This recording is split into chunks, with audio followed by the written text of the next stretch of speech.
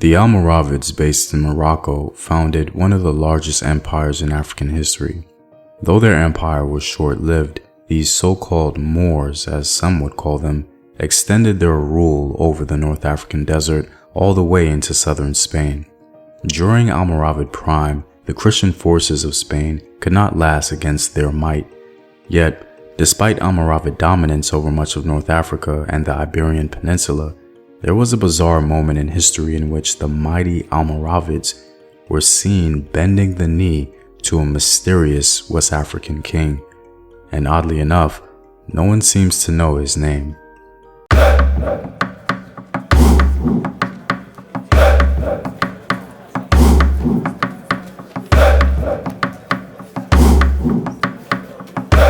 What up, African world? It's Home Team here, and welcome back to another video of African history, culture, and worldview. By supporting this channel on Patreon, you're helping in the creation of these videos and contributing to this content.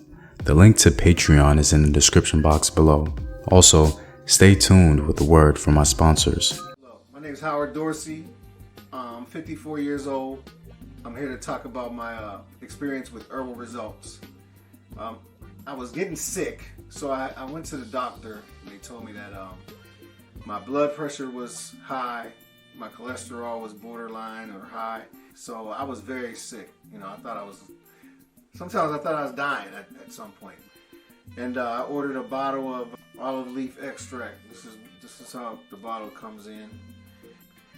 And within the first probably week and a half, 2 weeks, I checked my blood pressure and it was back down to normal. It was like 120/80.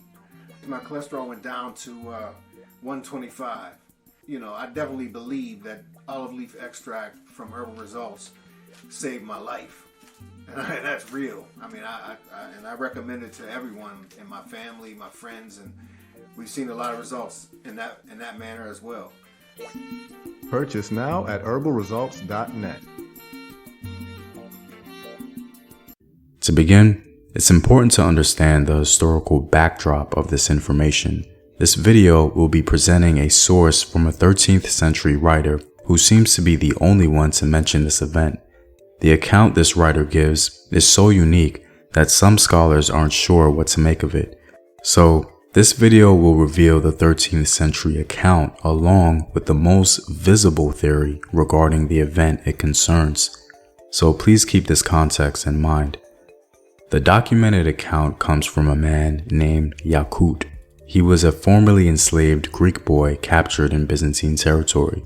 He was sold to a Syrian merchant in Baghdad, where he received a good education. When freed, Yakut began to travel to places like Iran, Iraq, Syria, and Egypt. He reportedly earned a living copying and selling books. Yakut was a tireless compiler and encyclopedist. Yakut's sources, which he regularly names, belong to different periods, and in using them, one has to fit them into their historical context in order to avoid anachronisms. Historical context was key to how scholars were in part able to deconstruct his unique account about the mysterious West African king. Without this context, a plausible theory could not exist. In order to grasp the unique aspect of Yakut's account, we have to understand how powerful the Almoravids were and their origins.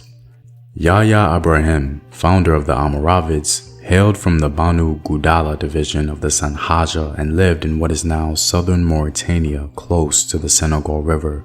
The community from which he sprang was closely affiliated with Balad as-Sudan, as was that of his mentor Abd Allah Yassin, whose own mother hailed from Taman Manat, situated on the edge of the desert which adjoins the town of Ghana.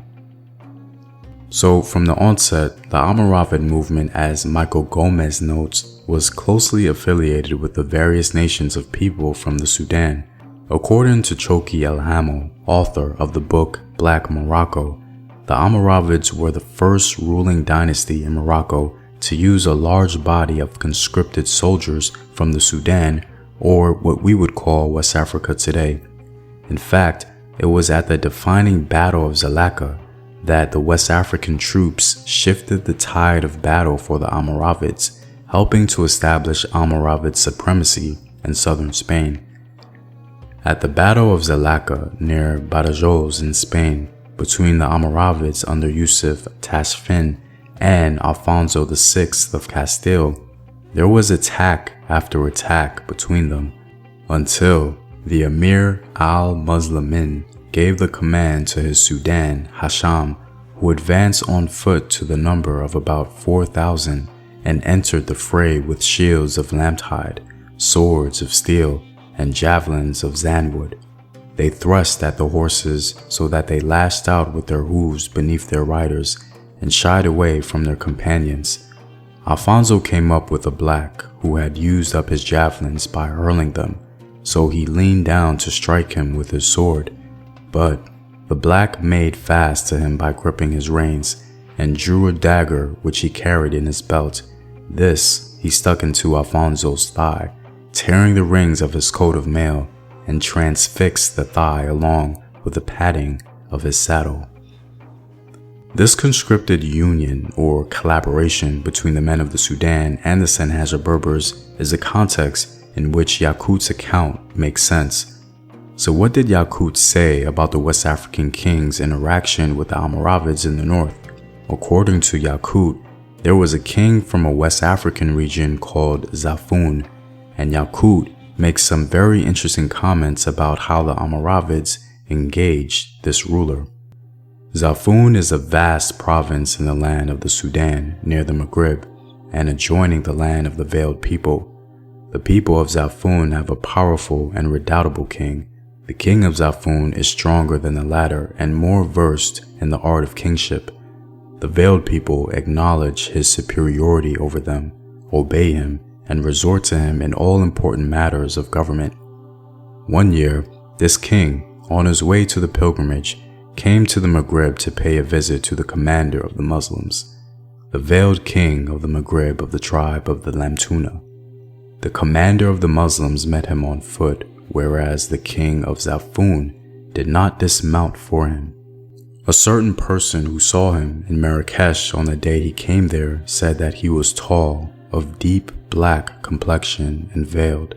The whites of his eyes were bloodshot as if they were two glowing coals, and the palms of his hands were yellow as if tinted with saffron. He entered the palace of the commander of the Muslims mounted, while the latter walked in front of him. This passage of Yaqut undoubtedly introduces a countervailing narrative concerning Almoravid supremacy in all of Western Africa. Our understanding of Almoravid dominance in southern Spain is clear. However, there are several assumptions made when dealing with the question of Almoravid dominance on the fringes of West Africa. For one thing, some scholars even question if the Almoravids actually conquered the Ghana or Wagadu Empire. One source tells us that early Almoravid leadership had to cooperate in some capacity with the kingdoms of Ghana and Zafun. Yusuf ibn Tashfin had to rely on diplomacy and the cooperation of foreign rulers, including the kings of Ghana and Zafun, to maintain safe passage across the Sahara. He advised his son and heir not to disturb the tribes inhabiting the gorges of the Atlas or the deserts to the south. In other words, the principal theory as to why this king of Zafun apparently held so much power over the Almoravids was because the Almoravids were likely economically reliant on him and his support during threats. One scholar gives great insight as to why this Sudanese king had the Almoravids at his mercy. If it is difficult to understand why this Berber leader rendered homage in this way, in his capital no less, to a foreign sovereign, it's because the Almoravid Empire was short-lived, a century at most. Bending before the growing strength of a new reform movement aimed at expansion, the Almohads, it was no doubt forced, as it drew to an end, to seek support which one could buy with homage. This hypothesis allows us to date the episode to the second quarter of the 12th century. As scholar Francois Favel notes, this event likely happened during the reign of Ali ibn Yusuf, the son of Yusuf ibn Tashfin. As mentioned previously, His father established diplomatic relations with the kingdom of Zafun and Ghana to buttress his rule, but as Almoravid power was waning according to this theory, they essentially had to bend the knee to the king of Zafun in hopes of maintaining some semblance of power. Whatever the reason, this event was apparently documented from eyewitness testimony from citizens of Marrakesh. Given the backdrop as to how Yakut collected this information, it's not hard to imagine why we don't know the name of this powerful king of Zafun. A common citizen of Marrakesh who witnessed this event likely did not know the ruler's name, let alone the inner workings of Almoravid foreign arrangements.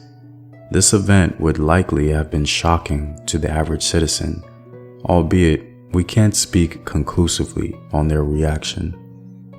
Well, I'm all out, guys. If you like these videos and want to help in its continued production, consider supporting the home team on patreon.com.